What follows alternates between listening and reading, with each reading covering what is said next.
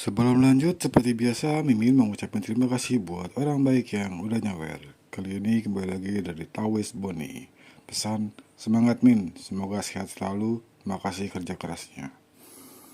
Buat orang baik yang udah nyawer, Mimin mengucapkan terima kasih banyak, semoga semakin bertambah rezekinya, panjang umur, dan sehat selalu.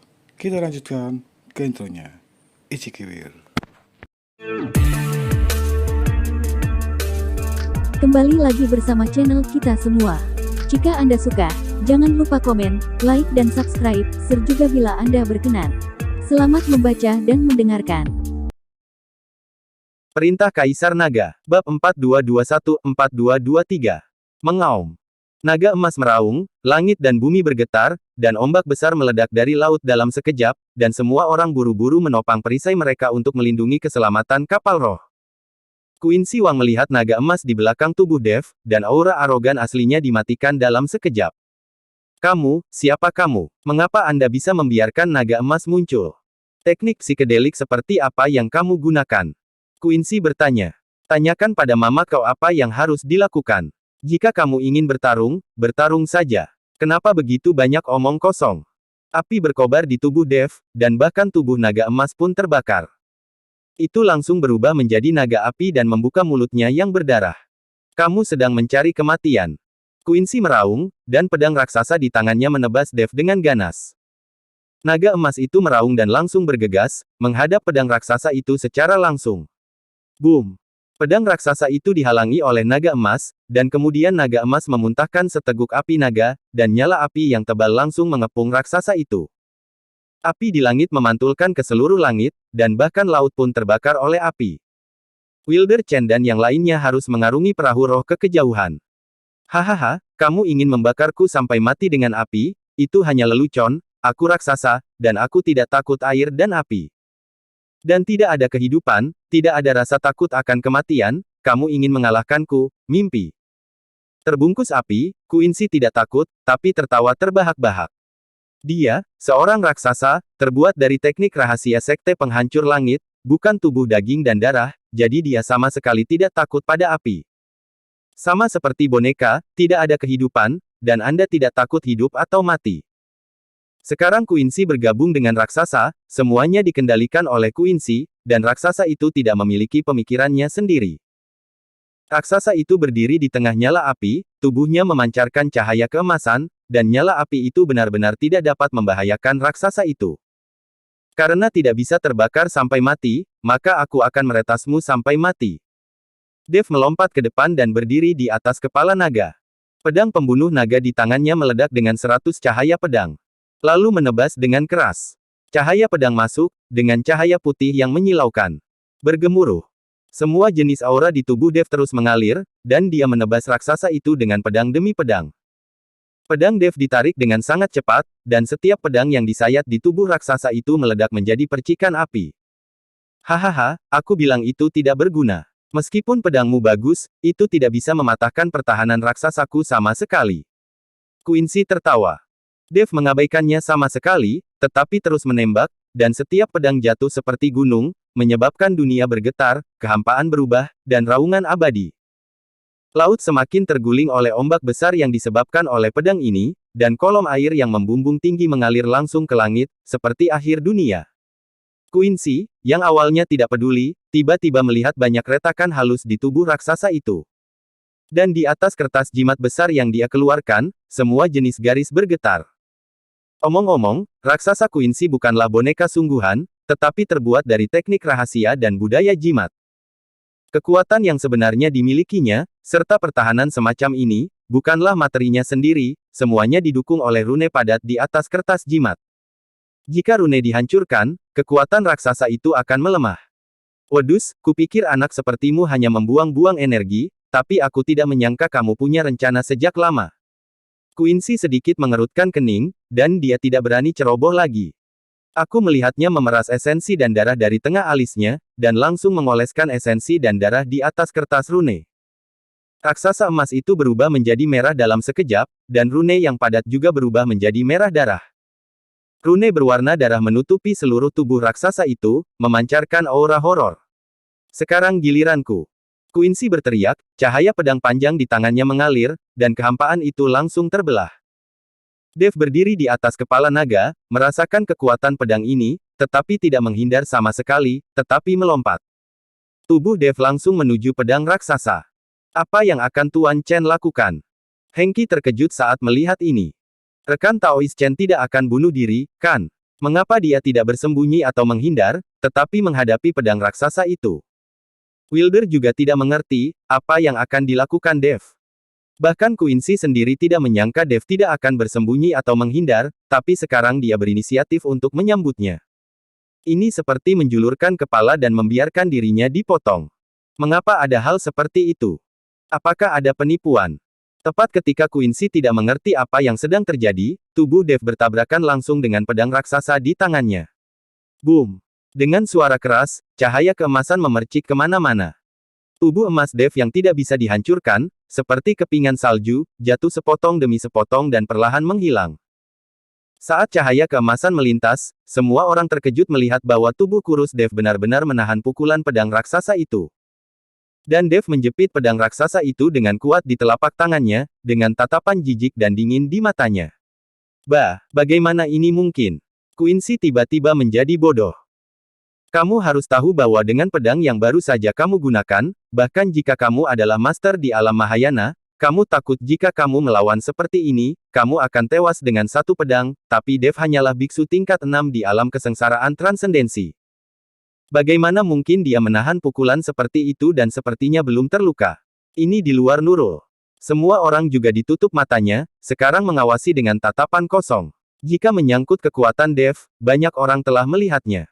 Tapi mereka tidak menyangka Dave sangat luar biasa. Ini adalah perlawanan tubuh keras dengan pedang. Jika bukan karena tubuh fisiknya cukup kuat, tidak ada yang berani mencobanya. Alamak, apakah hal dapat dilakukan oleh seorang biksu tingkat 6 di alam kesengsaraan transendensi? Yorat Zen menjilat bibirnya, dengan ekspresi luar biasa di wajahnya. Yang lain bahkan lebih terkejut dan tidak bisa berkata-kata.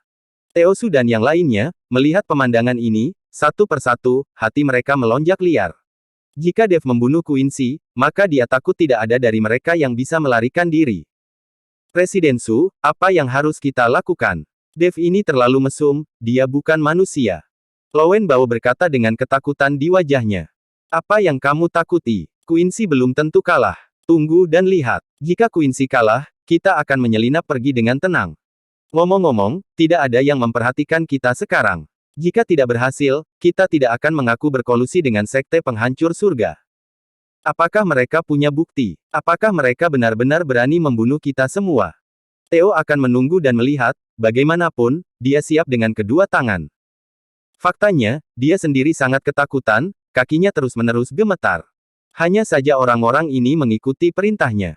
Jika dia menunjukkan rasa takut pada saat ini, maka yang lain akan benar-benar berakhir. Jika hati orang tercerai-berai, Theo tahu bahwa dia tidak memiliki pengaruh sama sekali. Kamu raksasa terlihat tinggi dan perkasa, tapi kamu tidak memiliki kekuatan sama sekali. Ternyata itu adalah tas jerami. Sebuah cibiran muncul di wajah Dave, dan dia berkata pada Quincy. Quincy marah dan marah, mengertakkan gigi dan berkata, jangan bangga, saya belum kalah. Tiba-tiba, pedang raksasa itu mulai ditutupi dengan rune berwarna darah, dan kekuatan dahsyat pecah.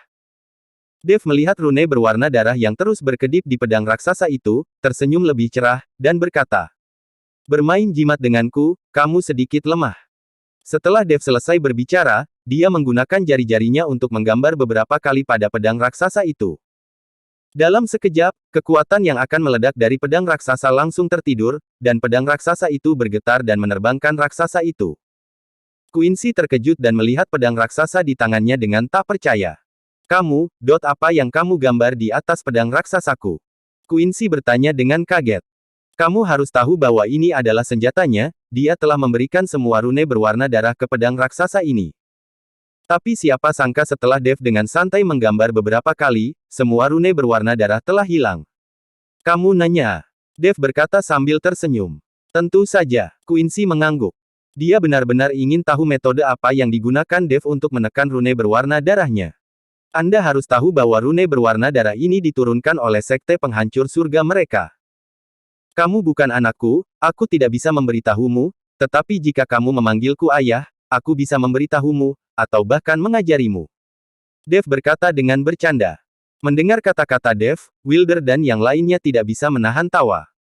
Saat ini, Dev masih memiliki pikiran untuk bercanda. Ini adalah saat untuk memilih antara hidup dan mati. Wajah Quincy sangat marah, dan dia mengangkat pedangnya lagi dan menebasnya. Dia tidak peduli apakah rune berwarna darah di pedang raksasa itu valid atau tidak. Dev tidak melawan dengan keras kali ini, tetapi langsung memblokirnya dengan pedang pembunuh naga. Dentang. Kedua pedang itu bertabrakan, membuat suara yang tajam. Tubuh kurus Dev sama sekali tidak berarti di depan raksasa ini, tetapi sosok tidak penting ini menghalangi pukulannya. Tepat setelah Dev memblokir pedang itu, cahaya keemasan tiba-tiba melesat keluar dari udara, dan kemudian menghantam raksasa itu dengan ganas. Boom! Dengan suara keras, raksasa itu langsung mundur, dan banyak retakan muncul di tubuhnya, besar dan kecil. Aku lupa tentangmu binatang buas. Quincy melihat naga emas yang bergegas mendekat dan menyapu dirinya dengan ekornya, dan meraung dengan marah. Dia baru saja mengikuti Dev, tapi melupakan naga emas Dev. Quincy menebas ke arah naga emas dengan penuh semangat. Naga emas itu meraung, tubuhnya yang besar berputar dengan kuat, dan kemudian menamparkan pedang raksasa itu dengan keras. Krak! Di bawah dampak kekerasan ini, pedang raksasa itu hancur berkeping-keping, hanya menyisakan satu gagang di tangan raksasa itu. Sial! Quincy melihat pedang raksasa yang patah di tangannya, seluruh tubuhnya tertutup. Apa artinya ini? Semua senjatanya hilang, bagaimana pertempuran ini bisa dilanjutkan? Saat Quincy tercengang, naga emas itu menyapu dengan ekornya lagi. Boom! Tubuh besar raksasa itu jatuh. Saat dia jatuh, seluruh tubuhnya hancur, dan Quincy juga terbang keluar dari tubuh raksasa itu. Nak, tunggu aku, cepat atau lambat aku akan membalas dendam. Setelah Quincy selesai berbicara, dia tiba-tiba mengeluarkan dua rune, meletakkannya di pangkuannya, dan kemudian melarikan diri. Jimat semacam ini bisa mempercepat orang. Apakah kamu masih ingin lari? Dev tersenyum dingin, dan nyala api tiba-tiba muncul di bawah kakinya, dan langkah pengendalian api menyebar. Kecepatan Quincy sangat cepat sehingga dia menghilang dalam sekejap mata. Dia pikir dia telah melarikan diri, jadi dia menarik napas panjang. Kamu berlari sangat lambat, masih ingin melarikan diri dari telapak tanganku.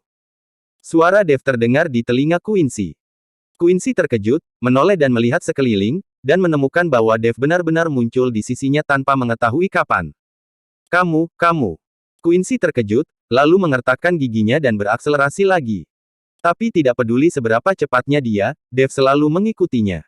Dia tidak tahu berapa lama untuk berlari, jimat di kaki Quincy melemah, dan kecepatannya melambat. Dan Dev yang mengejar tidak kencang atau lambat, dengan ekspresi puas diri. Berhenti mengejar, aku menyerah, tidak bisakah aku menyerah? Quincy berhenti ketika dia melihat ini, terengah-engah. Dev menarik kerah Quincy dan langsung membawa orang ini kembali. Saat Dev membawa Quincy kembali, Theo diam-diam telah membawa orang-orangnya untuk mengemudikan perahu roh menuju daratan barat. Wilder dan yang lainnya khawatir Dev akan mendapat masalah, jadi mereka semua mengemudikan perahu roh untuk mengejar Dev, melupakan Theo dan yang lainnya. Ketika mereka melihat Dev kembali dengan Quincy, semua orang menghela nafas lega dan mengepung mereka satu demi satu. Bersambung.